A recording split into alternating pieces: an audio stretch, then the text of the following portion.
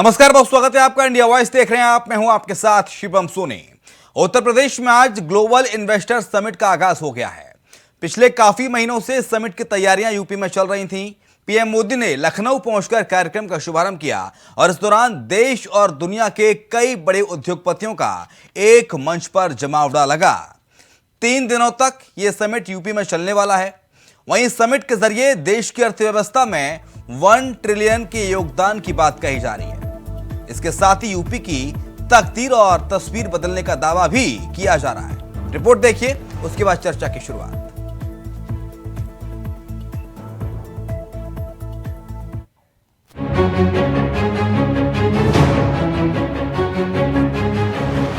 तो यूपी में global investor summit का आगाज हो ही गया।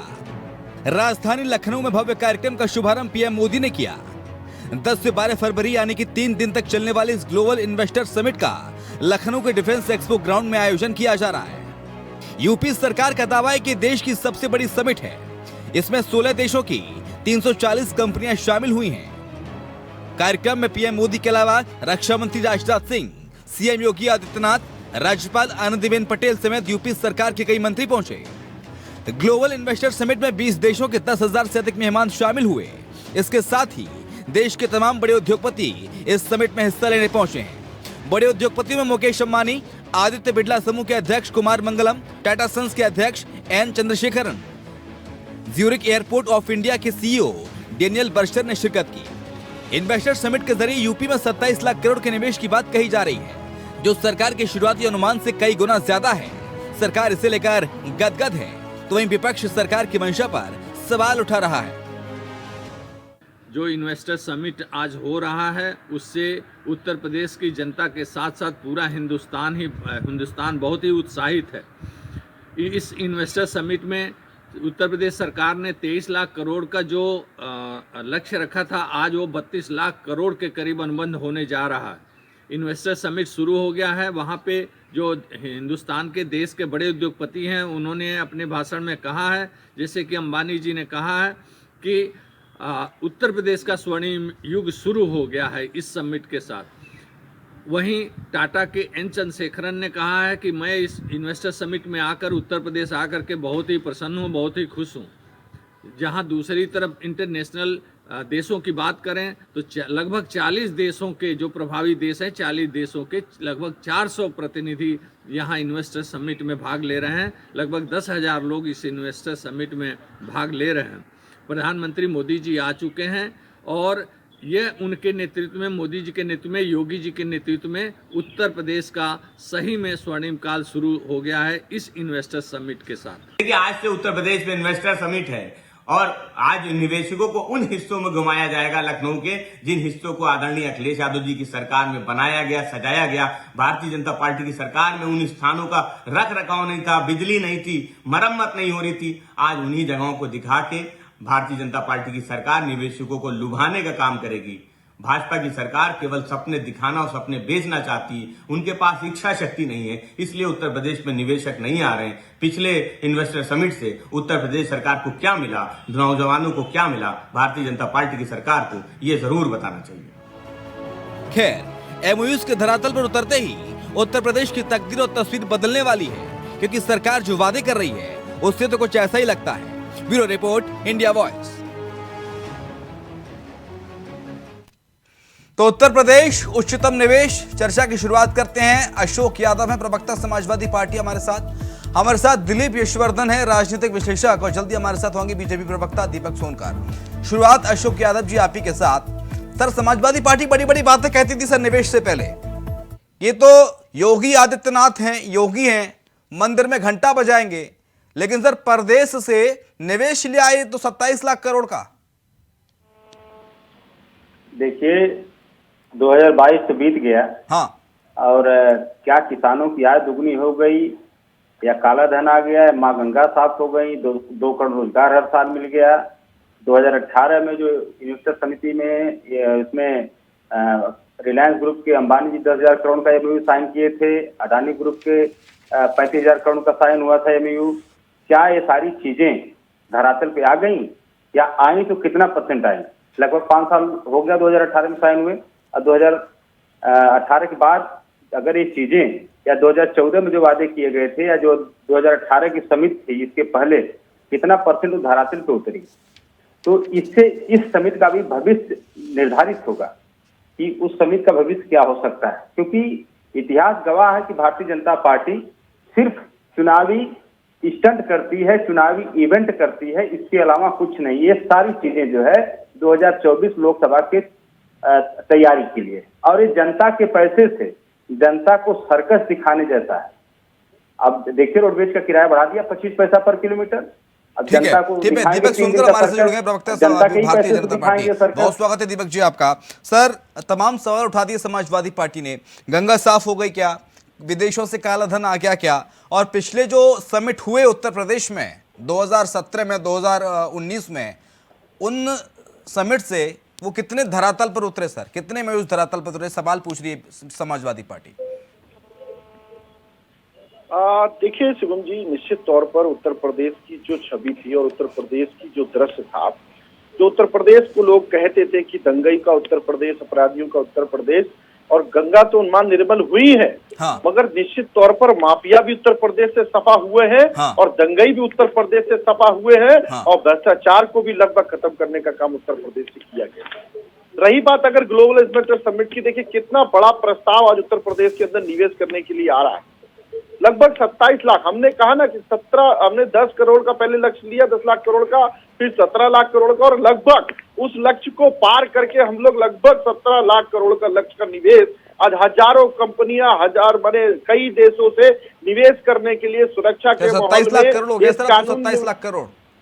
मैं वही कह रहा हूँ ना, 27 लाख करोड़ का बता रहा हूँ मैं कि 17 लाख करोड़ का लक्ष्य था और 27 लाख करोड़ के लक्ष्य तक हम लोग पहुंचे।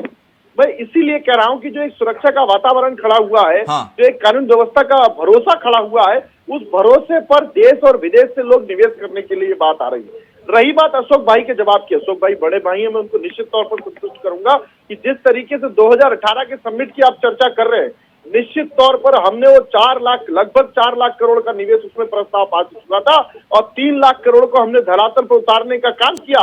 जो आप उदाहरण में जाकर के नोएडा का डाटा सेंटर का एक उदाहरण देख सकते हैं, और शाहजहांपुर की सीमेंट की फैक्ट्री का उदाहरण देख सकते हैं, जिसमें शाहजहांपुर के कई युवाओं को रोजगार से जोड़ने का काम किया है।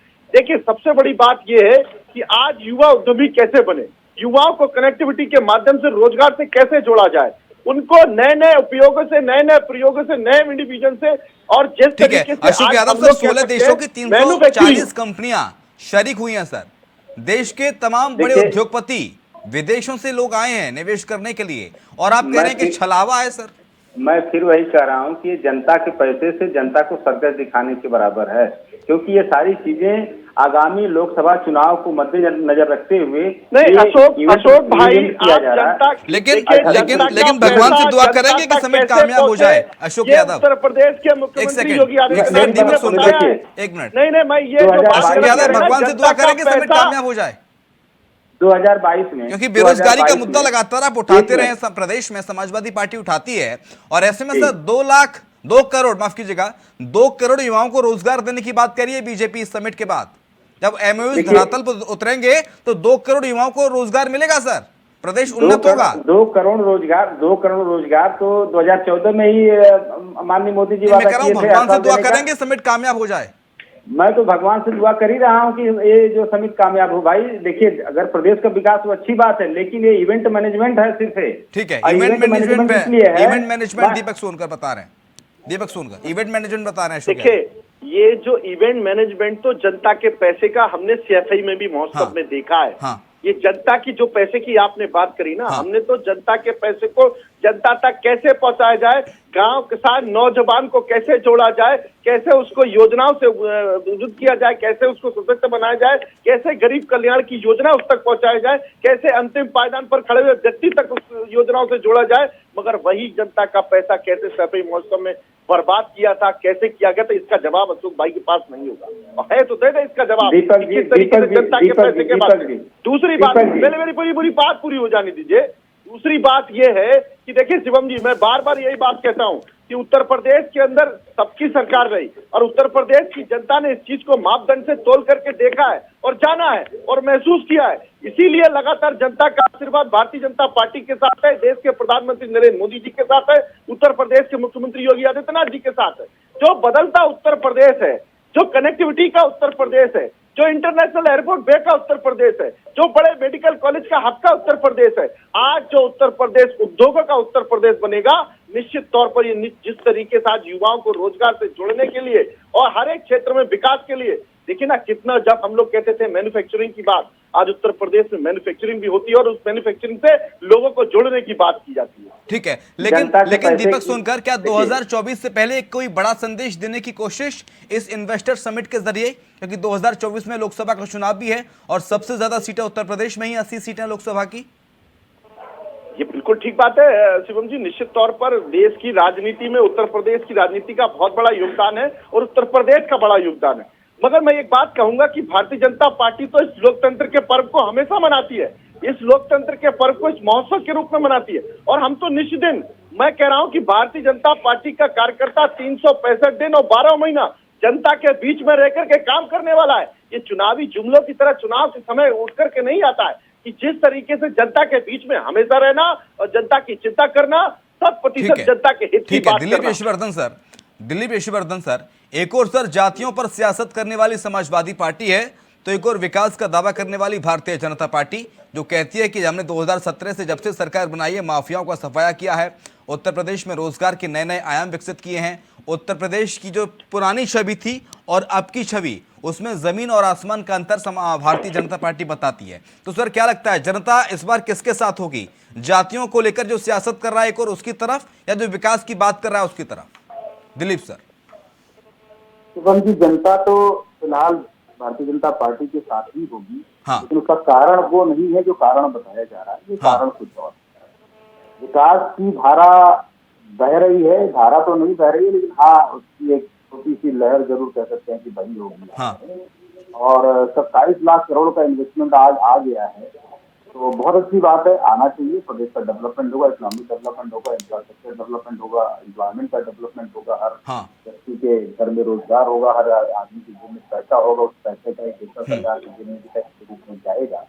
और अगर 27 लाख करोड़ का इन्वेस्टमेंट उत्तर प्रदेश में आ गया है और वो धरातल पर उतर गया है, तो फिर जो हाउस टैक्स और वाटर टैक्स के रेट अभी 4 गुना बढ़ाए गए थे, वो मुझे लगता है कम हो जाने चाहिए। जो बिजली के रेट बढ़ाने का प्रपोजल है वो भी कम हो जाना चाहिए। और जो रेपो रेट, हालांकि केंद्र का मामला है, उत्तर प्रदेश का मामला नहीं, लेकिन जो पेट्रोल और डीजल के दाम बढ़े रहते हैं वो कम करना स्टेट गवर्नमेंट के हाथ में, वो भी कम हो जाना चाहिए। देखिए, डेवलपमेंट का सीधा रिलेशन होता है जनता को फायदा पहुंचाना। हाँ। मैं सरकार की नीतियों की सराहना हमेशा करता हूँ। इन्वेस्टर समिट हो रहा है, होना चाहिए, इन्वेस्टमेंट को इन्वाइट किया जाना चाहिए। इंडस्ट्री लगने का प्रपोजल है, लगनी चाहिए, लेकिन लगनी चाहिए। MOU साइन हो जाना और उसके बाद इंडस्ट्री का लग जाना, इन दोनों में बड़ा फर्क है। अगर आज एक जो अंबानी जी ने कहा है कि वो 5G के 75,000 करोड़ रुपए लगाएंगे, तो 75,000 करोड़ 4 साल में लगेगा, 4 साल का हिस्सा है। तो अगर 27 लाख करोड़ का इन्वेस्टमेंट उत्तर प्रदेश में वाकई में आ जाता है और वो कन्वर्जन प्रैक्टिकलिटी में इंडस्ट्री लगने के रूप में हो जाता है, तो नो डाउट प्रदेश का स्तर कुछ और हो जाएगा। लेकिन होगा कि नहीं होगा, इस पर क्वेश्चन मार्क जरूर लगा रहता है, क्योंकि पिछली बार भी इन्वेस्टर समिट हुआ था, जितने दावे किए गए थे, उन दावों का मुझे लगता है कि 10 से 20% तो यथार्थ में हुआ है, लेकिन 75 से 80% शायद यथार्थ में मेरी जानकारी में नहीं है। अगर है तो भाजपा के प्रवक्ता बता देंगे, क्योंकि उसके 2-3 फैक्ट मैं बता देता हूँ कि अगर प्रदेश में पिछली बार के इन्वेस्टमेंट समिट से उतना इन्वेस्टमेंट आया, तो फिर प्रदेश में महंगाई नहीं बढ़नी चाहिए, प्रदेश में हाउस टैक्स, वाटर टैक्स नहीं बढ़ना चाहिए था, पेट्रोल डीजल के दाम नहीं बढ़ने चाहिए थे, हमारे ऊपर टैक्सेस का बोझ नहीं बढ़ना चाहिए। और जो इस देश में गरीब तबका है, जो कोरोना के बाद सरकार के राशन पर डिपेंड करा, जो लगभग 50% सरकार कहती है, मैं नहीं कह रहा हूँ, सरकार कहती है, 80 करोड़ लोगों को राशन देने के दावा सरकार करती है पूरे देश में। तो ये रेशियो पूरी जनसंख्या के लगभग 50 से 60% हो गया। यही परसेंटेज आप उत्तर प्रदेश में मांग लीजिए। इतना आदमी अगर सरकार के राशन पे डिपेंड कर रहा है, तो इसका मतलब है कि वो नीचे का तबका, जिसको सबसे ज्यादा रोजगार मिलता है, अगर कोई इंडस्ट्री लगती है, एक इंडस्ट्री में अगर 500 आदमी को एम्प्लॉयमेंट मिलता है, तो 500 में 400 आदमी लेबर क्लास का होता है। तो अगर इतनी इंडस्ट्रीज लगी, इतने हजार करोड़ रुपए की, और इस लेबर क्लास को एम्प्लॉयमेंट मिला, तो फिर सरकार उसको राशन क्यों दे रही है? तो दोनों बातों में कॉन्ट्राडिक्शन है। ये होती है, होनी चाहिए, मैं मानता हूं, लेकिन उतना दावा हकीकत में कन्वर्ट नहीं हो पाता है जितना दावा सरकार करती है, जिस कन्विक्शन के साथ। अगर हो जाए तो मैं चाहूंगा कि ये हो जाए, जिससे हर जनता चाहेगी हो जाए। ठीक है, दीपक सोनकर से ले लेते हैं सर जवाब। दीपक भाई, लक्ष्य हासिल किया अच्छी बात है सर, कागजों पर हो भी जाए, लेकिन सर धरातल पर आने में कितना वक्त लगेगा? क्योंकि सवाल इसलिए उठता है क्योंकि विपक्ष लगातार सवाल उठाता है, जनता लगातार सवाल पूछती है, क्योंकि पहले भी 2 इन्वेस्टर समिट आप ही की सरकार में हो चुके हैं। देखिए, निश्चित तौर पर शिवम जी, ये बिल्कुल धरातल पर दसने वाले योजना के साथ काम किया जा रहा है। और जिस तरीके से 27 लाख करोड़ के लक्ष्य तक लोग पहुंचे हैं, और जिस तरीके से आज कनेक्टिविटी की बात करें जाए, चाहे स्किल इंडिया की बात करें, नहीं ये सोच के तो नहीं चल रहा कि ये जो आसमान छूने का लक्ष्य रखा है, आसमान नहीं तो चांद तो छू ही लेंगे। नहीं, ये मैं देखिए, हम तो जनता के हित की बात करें तो निश्चित तौर पर जिस तरीके से डेवलपमेंट कैसे खड़ा हो सकता है, लोगों को रोजगार से कैसे जोड़ा जा सकता है, इसकी चिंता लगातार कर रहे हैं। हाँ। और उसका परिणाम भी सामने दिख रहा है। हाँ। वही बात ये है कि बात अभी कह रहे थे राशन देने की। देखिए, हम तो ये भी मंशा रखते हैं ना कि सबका साथ, सबका विकास, सबका विश्वास के साथ बढ़ते हैं। तो इसीलिए देश के अंदर, प्रदेश के अंदर कोई भूखा ना सोए, कोई ऐसा व्यक्ति ना रह जाए, उसकी भी चिंता करने का हमारा अधिकार है। तो इसलिए हम उसकी चिंता के साथ में पड़े हुए। दूसरी बात, गरीब कल्याण की योजना कैसे तक पहुंचे, किस गरीब का आवाज कैसे मिले, उसकी चिंता भी हम लोग करते हैं। गरीब का रोसई चूल्हा कैसे चले, इसकी भी चिंता हम लोग करते हैं। तो निश्चित तौर पर ये जो चिंता करने का काम है, और जिस तरीके से लोगों को अंतिम पायदान पर खड़े हुए व्यक्ति तक योजना जोड़ने से काम है। पहले क्या, जैसे आपने अभी बात कर रहे थे हमारे अशोक भाई रोजगार को लेकर के, मैंने भी देखा है कि उत्तर प्रदेश में प्रतिभाशालियों को रोजगार नहीं दिया जाता था, युवाओं को स्किल इंडिया की डेवलपमेंट करने के लिए स्किल वाले लोगों को रोजगार नहीं दिया जाता था। रोजगार किनको दिया जाता था? जिनके बैग और थैले मोटे हैं, जिनके बैग में अच्छी रकम रखी हुई है, जिनकी जाति के आगे कुछ लिखा हुआ है, ऐसे लोगों को अच्छी संख्या में प्रमोट किया जाता। आज अनुभवी लोग, प्रतिभाशाली लोग, और ऐसे युवा उद्यमी जो अपने उद्योग को खड़ा करके, एक स्टैंड खड़ा करके एक युवा उद्यमी के रूप लेते हैं, आज उत्तर प्रदेश के अंदर ऐसे उदाहरण दिए जाते हैं। ठीक है, ठीक है, लेकिन प्रधानमंत्री ने ये बात भी कही कि लोग पहले कहते थे कि विकास नामुमकिन है यूपी में, लेकिन उत्तर प्रदेश ने डंके की चोट पर यह साबित करके दिखाया। अशोक यादव, देखिए, मैं सिलसिलेवार 2-3 चीजों के जवाब दे दूं। हाँ। पहले तो उन्होंने कहा कि माफियाओं का सफाया हो गया है, तो माफियाओं का सफाया नहीं बल्कि माफियाओं का भाजपाईकरण हो गया है। जो भी माफिया थे वो भाजपा में चले गए हैं। मैं 1 मिनट मुझे बोलने दीजिए। और दूसरा चीज, मतलब आप कह रहे हैं ये समाजवादी पार्टी के माफिया बीजेपी में चले गए? सुनिए, नहीं, ये धनंजय सिंह जौनपुर के थे ना भाजपा नेता, हमारे राष्ट्रीय अध्यक्ष ने ट्वीट किया था, उनके ऊपर 20,000 का इनाम घोषित था, वहाँ खड़े क्रिकेट खेल रहे थे। क्या कहाँ चले गए अशोक जी? जो मुजफ्फरनगर के दंगल थे, उनको कैसे मुख्यमंत्री आवास में बिरयानी खिलाई गई, वो भूल गए हैं क्या? कैसे बड़े अपराधियों को संरक्षण दिया गया, उसको भूल गए हैं क्या? वो भूल दंगल भूल गए हैं जब लोगों की हत्या कर दी जाती थी, उस पर FIR भी दर्ज नहीं होती थी। शाहजहांपुर में हमारे गरीबी पत्रकार की थाने के अंदर जला करके हत्या कर दी गई, उस पर FIR भी दर्ज नहीं हुई। इटावा के अंदर गरीब दलित किसानों को ट्रैक्टर से कुचल करके हत्या कर दी गई, उस पर कोई कार्रवाई नहीं की गई, उस पर कोई मुकदमा नहीं किया, कभी नहीं किया गया।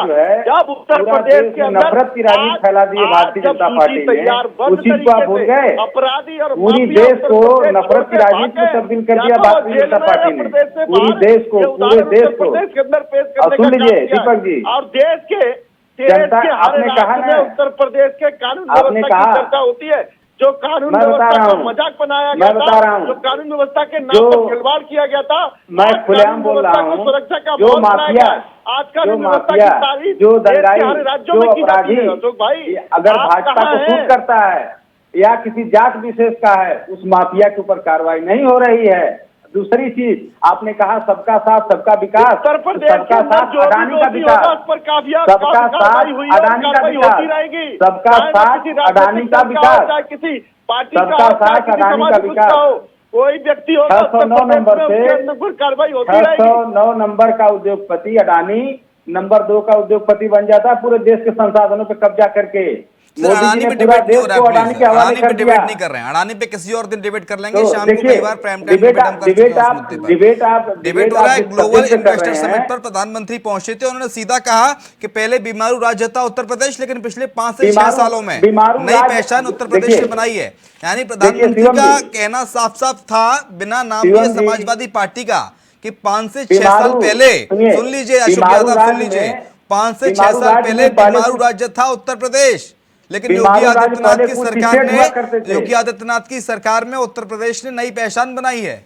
बीमारू राज्य पहले कुछ स्टेट हुआ करते थे। 2014 के बाद पूरा देश बीमारू राज्य के चपेट में आ गया। 80 करोड़ लोग जो सरकार के अनाज का इंतजार करते हैं, इस स्तर पर सरकार, इस स्तर पर देश की जनता चली गई है। आधार पर 80 करोड़ लोग, आप 80 करोड़ लोग इस लेवल पे नहीं है। 80 करोड़ लोग इस लेवल पे नहीं है कि वो 2 दिन की रोटी जुटा सकें अपने परिवार के लिए। वो सरकार के राशन पे डिपेंड है, दलितों की जमीनों वो सरकार के राशन पे डिपेंड है। कैसे गरीबों को इतना बेरोजगारी बढ़ गई, इसका इतना लोगों की आर्थिक स्थिति खराब हो गई दबाव दे रही कि है। पूरे देश की 80 करोड़ के लगभग आप बताते हैं कि 80 करोड़ लोगों को राशन दे रहे हैं। 80 करोड़ परिवार अपने 2 दिन की रोटी नहीं जुटा पा रहा है। ये स्थिति हो गई पूरे देश की जनता की। 80 करोड़ परिवार आज अपने 2 दिन की रोटी नहीं जुटा पा रहा है। जो दीपक भाई क्या बात कर रहे हैं आप? 2 दिन की रोटी जो उसको सरकार से अपेक्षा कर रही है जनता कि हमको सरकार देगी तब हम खाएंगे। तो इतना स्थिति खराब हो गई है देश की जनता की। हमने लक्ष्य तक समझ रहे हैं पहुंचने ना? का प्रयास किया है। हम तो ये चिंता करते हैं, देखिए, व्यक्ति 45 साल में सबसे ज्यादा बेरोजगारी भारतीय जनता पार्टी सरकार में आई। 45 साल में ये मैं हवा में नहीं बोल रहा हूँ, ये NSSO का सर्वे बोलता है। इसीलिए ये NSSO का सर्वे बोलता है कि 45 साल में हाईएस्ट रेट ऑफ अनएम्प्लॉयमेंट को करना है कि 45 साल में highest rate of Dilip Yashwardhan sir, Dilip Yashwardhan sir, corona काल के एक साल बाद, तकरीबन एक साल बाद इतना बड़ा भव्य आयोजन, भव्य कार्यक्रम, और कहेंगे कि देश के साथ साथ दुनिया भर के तमाम बड़े उद्योगपतियों का एक मंच पर जमावड़ा, और 27 से 30 लाख करोड़ के निवेश की बात, निवेश का दावा। तो क्या ये भारत की अर्थव्यवस्था में क्या एक बूस्टर डोज के तौर पर साबित होगा इन्वेस्टर समिट? क्योंकि सरकार का कहना है कि देश की अर्थव्यवस्था में 1 ट्रिलियन इकोनॉमी का योगदान उत्तर प्रदेश देगा इसके जरिए। अगर होगा तो डेफिनेटली ये फायदा होगा। हाँ। मैं कहाँ इस बात को डिनाई कर रहा हूँ। हाँ, ये अगर धरातल पे होगा तो जाहिर सी बात है प्रदेश के लिए, और जब प्रदेश के बिजनेस को बूस्ट मिलेगा हाँ। तो टैक्सेस का कंट्रीब्यूशन बढ़ेगा। टैक्सेस का कंट्रीब्यूशन बढ़ने का मतलब कि वो सेंट्रल गवर्नमेंट के पास भी जाएगा, डायरेक्ट टैक्स भी जाएगा, इनडायरेक्ट टैक्स भी जाएगा। तो ये ओवरऑल सबके लिए अच्छा हो। अगर कहीं भी फाइनेंशियल ग्रोथ हो रही है और एम्प्लॉयमेंट बढ़ रहा है, एम्प्लॉयमेंट बढ़ने का मतलब कि जिन लोगों को नौकरी मिल जाएगी, उनकी परचेसिंग पावर बढ़ेगी, तो मल्टीफोल्ड कंट्रीब्यूशन जाएगा गवर्नमेंट एक्सचेकर में। सवाल तो ये कि हो जाए, वो जाना तो बेहतर होगा ही होगा, इससे कोई सवाल नहीं। ठीक है, लेकिन अशोक यादव लगातार आरोप लगाते रहते समाजवादी पार्टी के पिछले 2 इन्वेस्टर समिट हुए हैं, उनका क्या हल निकला, कितने MOUs धरातल पर उतरे। बीजेपी तो लगातार गिना देती है, देखिए साहब हमने ये किया, ये बना, मैं गिना रहा हूँ आपको।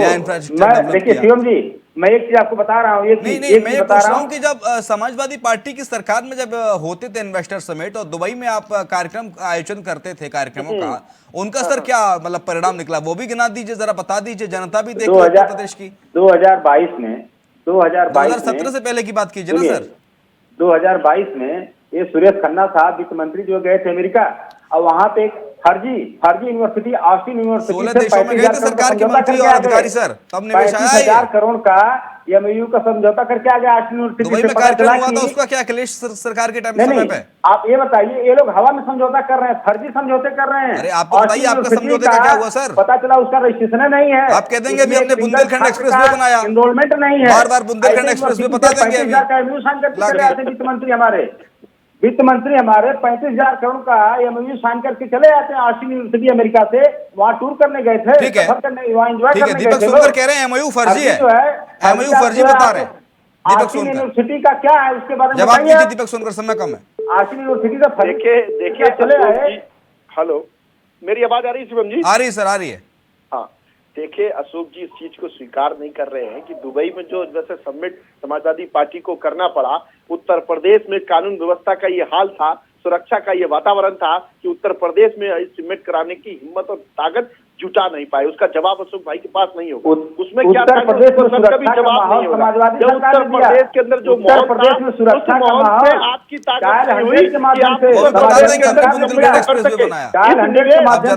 उत्तर प्रदेश में सुरक्षा का वातावरण है और भरोसा कामयाब है। 16 देशों से लोग उत्तर प्रदेश के अंदर भरोसा करके निवेश करने आ रहे हैं। आज हजारों कंपनियां अमेरिका से, जापान से, इटली से उत्तर प्रदेश क्या रहे। ये भरोसा देश के प्रधानमंत्री नरेंद्र मोदी जी ने बनाया है, ये उत्तर प्रदेश के मुख्यमंत्री योगी आदित्यनाथ जी ने बनाया। इस तरीके से उत्तर प्रदेश के विजन और मिशन का एक्शन न बदलने का काम किया जा रहा है। निश्चित तौर पर ये धरातल पर उतरने वाला एकदम है। दूसरी बात शिवम भाई को मैं ये कहूंगा, जिस तरीके से ये बहुत बड़ा विषय है कि जिस तरीके से हम 27 लाख करोड़ के लक्ष्य, लेकिन वो तो बताइए ना अशोक यादव, जब अखिलेश यादव दुबई में रोड शो करते थे, कार्यक्रमों का आयोजन करते थे, सेमिनार होता था भव्य, उसका सर क्या हुआ? वो भी तो जानना चाहेगी जनता। आप एक दीपक इसे पूछिए। अरे सर दीपक जी, अपनी सरकार में क्या हुआ वो आप बताएंगे नहीं, बार बार बीजेपी पर आ जाते हैं। खैर समय मेरे पास कम है। बहुत शुक्रिया दीपक सुनकर आपका चर्चा में शामिल होने के लिए। अशोक यादव आपका बहुत शुक्रिया चर्चा में शामिल होने के लिए। दिलीप यशवर्धन सर आपका बहुत शुक्रिया चर्चा में शामिल होने के लिए। तो उत्तर प्रदेश उच्चतम निवेश, क्योंकि आज इन्वेस्टर समिट का आगाज उत्तर प्रदेश में हो गया है। प्रधानमंत्री नरेंद्र मोदी पहुंचे, रक्षा मंत्री राजनाथ सिंह पहुंचे और खबर है कि थोड़ी देर बाद गृह मंत्री अमित शाह भी इस कार्यक्रम में शरीक होंगे। और बड़े बड़े वादे, तमाम वादे सरकार के द्वारा किए जा रहे हैं और कहा जा रहा है कि इस इन्वेस्टर समिट से उत्तर प्रदेश की तकदीर और तस्वीर बदलेगी। खैर चर्चा में इतना ही। खबरें लगातार जारी हैं, देखते रहिए इंडिया वॉइस।